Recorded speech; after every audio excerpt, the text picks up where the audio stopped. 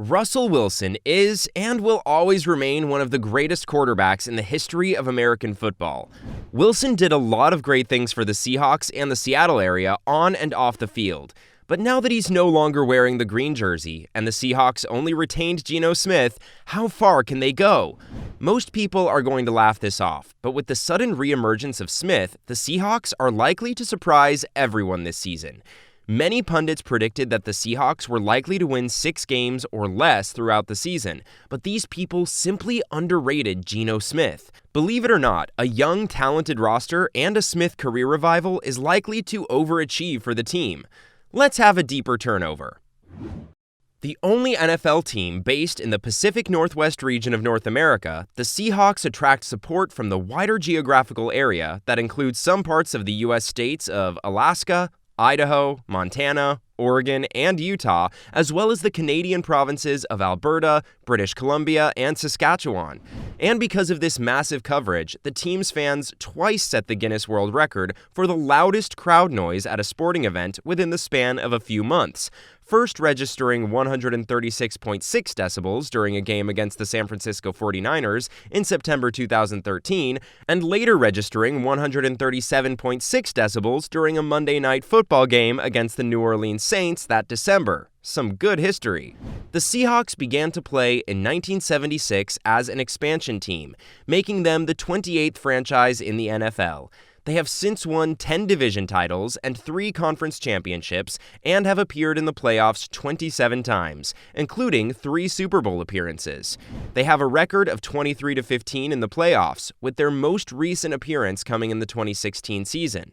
Their first Super Bowl appearance came in the 2005 season, where they defeated the Pittsburgh Steelers 21-10. The Seahawks' second Super Bowl appearance came in the 2013 season, where they defeated the Denver Broncos 43-8. And their most recent Super Bowl appearance came in the 2014 season, which they lost to the New England Patriots 28-24. As of 2022, the Seahawks have already competed in 47 NFL seasons, with the current season being the 47th. If they exceed expectations this season, a lot of it will be attributed to their quarterback, Geno Smith. Smith has been leading the team to victory after victory, and there's no reason he couldn't do it this time around. In Week 7 of the regular season, the Seahawks have already won 4 games. Smith has been playing lights out this season and has been a huge part of why the team is doing so well. Geno Smith attended Miami Palmetto Senior High School, where he played football and basketball. He played quarterback for the Panthers and led the team to a state championship in 2008. After high school, he attended West Virginia University, where he played quarterback for the Mountaineers football team from 2009 to 2012. He was named the Big 12 Conference Offensive Player of the Year in 2011. Smith was then drafted by the New York Jets in the second round of the 2013 NFL Draft. He played for the Jets from 2013 to 2016. In 2017, he signed with the Seattle Seahawks. He has also played for the Los Angeles Chargers and the Green Bay Packers. The Seahawks are looking good, and a big part of that is due to the play of quarterback Geno Smith. Smith has been solid for Seattle, throwing for over 2,700 yards and 20 touchdowns with just 6 interceptions. He's also been a good runner, racking up nearly 500 yards and 4 touchdowns on the ground. Out of 7 games this season, the Seahawks have won a majority of those, and Smith is responsible for that success.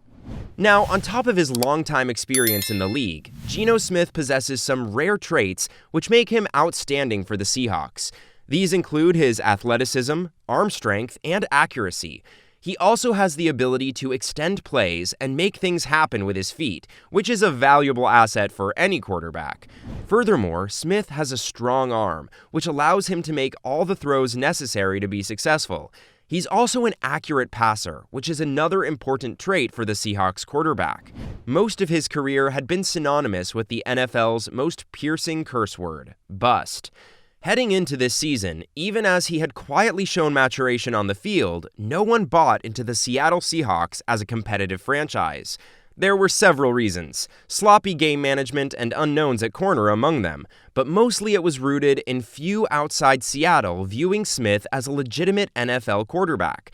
So Smith's resurrection from quarterback purgatory is a feel-good story in and of itself. But he's not just a placeholder while the team rebuilds. His decision-making has been mostly phenomenal, as we saw in Sunday's win over Chargers and the upset over Wilson's Broncos in Week 1. It's a much more mature brand of quarterbacking. Smith now leads a stable franchise, knows the playbook, has better protection than Wilson ever had, and can rely on elite receivers. And it's a huge accomplishment for him, Seahawks coach Pete Carroll said. "We've been saying we need to play in support of Geno. He's coming out, trying to figure out how to get back to playing quarterback again, and we need to help him in every way. I thought the game plan was really good today. You saw us in the weather last week, just really concerned about making sure we took care of the football. Our offense did not turn the ball over again. That's incredible discipline by those guys. There's nobody doing that in the league. Our guys just keep on doing it. Geno is the center of all that." We're only 7 weeks into the season, and anything can happen. But in a weak NFC, why not Geno and the Seahawks? The NFC is loaded with surprises throughout all 4 divisions. No one would have bet on the New York Giants being 6-1 or the Green Bay Packers and Tampa Bay Buccaneers heading into Week 8 with a losing record at 3-4. But why do many think the Seahawks can't maintain their hold on the number 1 spot in the NFC West? Smith has emerged as a surprise, and anything is possible at this moment. Smith is able to play multiple positions on the field, which give the Seahawks offense a boost. And don't forget that Geno Smith is a clutch player. He makes big plays when the Seahawks need them most, which help the team to win close games. After 7 weeks of the NFL season, the Seattle Seahawks sit alone atop the NFC West, ahead of the LA Rams, San Francisco 49ers, and Arizona Cardinals. All thanks to Geno Smith. Somehow, Seattle realized that to continue relying on a short to intermediate passing game with Smith at the controls, the team had to find a way to be more productive after the catch. That onus largely fell on the players to step up their game as playmakers with the ball in their hands. Neither Metcalf nor Lockett have been great YAC producers in their NFL careers, but behind them on the depth chart, former second-round pick D. Eskridge has been turning quick passes into big gains with elite speed and tackle-breaking ability. Thus far, he's played a grand total of 23 offensive snaps and has 2 catches for 6 yards this year. Trying to find ways to get him more involved would immediately help in this department. It would also be helpful to scheme plays for tight end Noah Fant to get the ball in space and go to work. While finding a way to be more effective manufacturing yardage in the passing game should be a priority for Smith and Waldron, it still takes a backseat to the Seahawks' biggest problem on offense, as they have struggled to finish in the red zone. After 7 games, only the Broncos have been worse at scoring touchdowns inside the opposing 20-yard line, and the Seahawks aren't much better.